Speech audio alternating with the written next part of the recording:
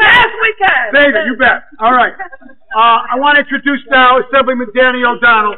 I don't know if anyone noticed, today Assemblyman came out firmly against this application, this violent success application. He has the courage of his conviction, and everyone in this district, up and down, we got to recognize it. All of the parents of District 3 have to recognize who's here today and who's not here today. Because today it's 145, tomorrow it's 165, after that it's 166, and 9, and 87. And Danny's here, supporting us, and again, stepping up, not being afraid of the powers that be. Thank you. Danny O'Donnell, thank you.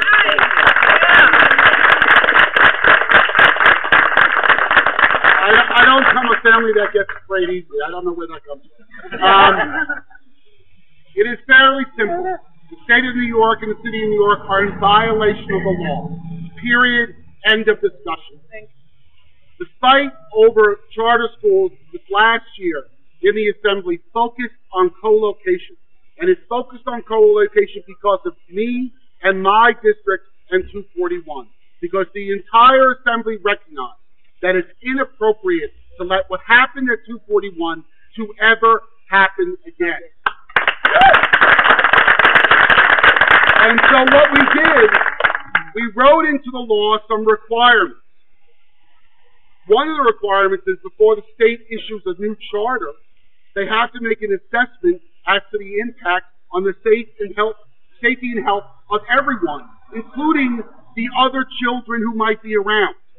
How can the State Board of Regents Chartering Institute make that determination without knowing where the school is going? It defies logic. So today, I sent a letter to the Chartering Institute telling them to turn down this application until such time that a location is designated and specified, and until such time that the people impacted have a right to be heard. That's right. All right. But the violation of the law of the State Chartering Institute pales in comparison to the violation of the law by state. The simple requirements we wrote in, we thought made perfect sense. What did we say? If you're having co-location, you have to tell us, the city, the community, where you think co-location might work before you decide to go there. And they're required by law to put on their website that these are the sites considered for co-location before they co-locate. Anyone look today on the city's website? Is there any indication that PS 145 is on that list? No. Hell no. It is not. That is a violation of law. Eva Moskowitz and her rich friends were in my office a few weeks ago, and I told them what I felt, which was if you want to go out and find an empty piece of property, you want to go out and buy a building and convert it into a school, knock yourself out. But if you want to take away space from my children, then you better make sure that you dot your I's or cross your T's. I'm coming. And so the city of New York should be ashamed of itself. They don't even have reference to the current law on their website. They reference the 1999 law. How absurd is this? They are required to notify communities. They're required to get information from communities. They're required to talk to communities. They think that they own these schools, and the truth is, we do. Thank you very much.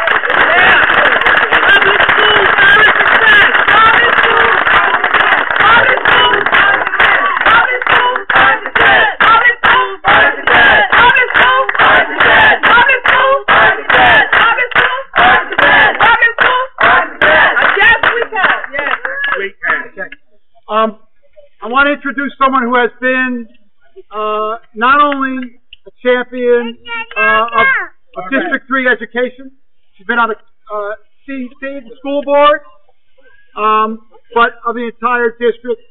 Cordell Queer has been a champion for all of us. I didn't expect to public schools are a success. Public And schools don't are a success. don't buy into the myth that it's because our schools are failing. It's because our schools are doing poorly. Even if they were, our job is to support them and have them do better, not to take away from them resources and bring in businesses into our schools. Thank you. And right now, as Senator Perkins said, it's a takeover, and it's a hostile takeover. We have students at PS 241 learning in the basement. Oh. That's not right. It's not right to push them aside, to give a building to someone else. We know how to educate children. We know how to do it in public schools, and that's what this city should be doing, educating all of its students with a free, quality public education. Yes. Public schools! Thank you, Cordell. Before I introduce our next speaker, I want to ask everyone, where does 500 plus 700 equal 800? Only a tweet. Right here. Charter math. Charter math. 500 students at PS 145. 700 students at Harlem Success. Tweet is saying that equals 800 seats at PS 145. How do they do the math? We like to know. I want to introduce right now another champion of the public schools, Gail Brewer, Councilwoman.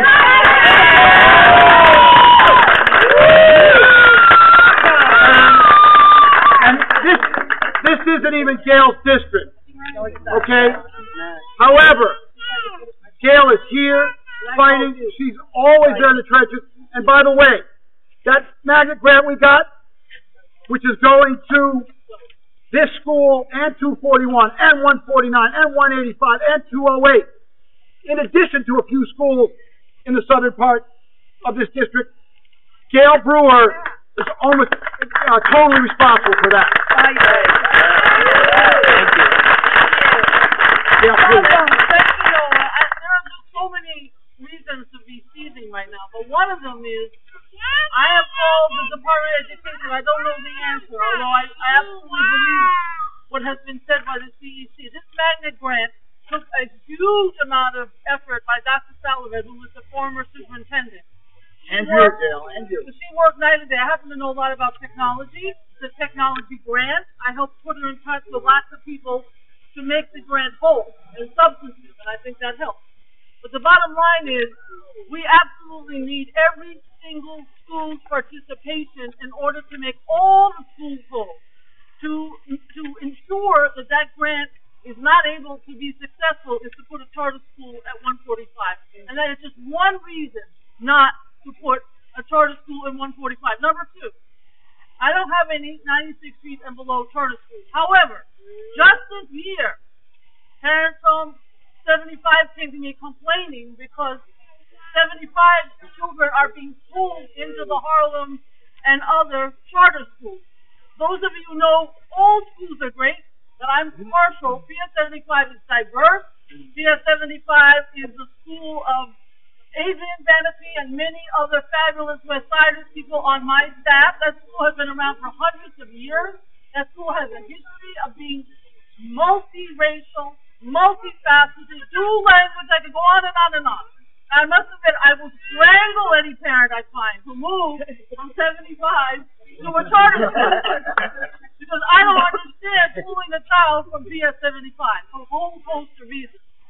But the fact of the matter is, not only are we hurting the schools where a charter school is placed, but you're pulling from schools that are already doing incredibly well. Nobody can tell me that PS 75 is not a good school. So all I'm saying is, for so many reasons, I'm delighted to be here, and I thank everybody who came out. I thank my colleagues, and I certainly thank Noah Gotbaum and all CEC and parents.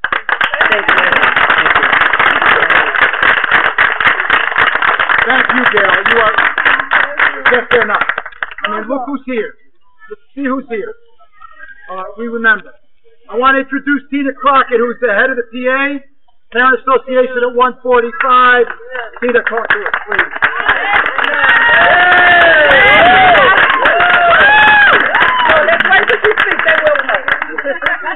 Not only am I the PA president, I'm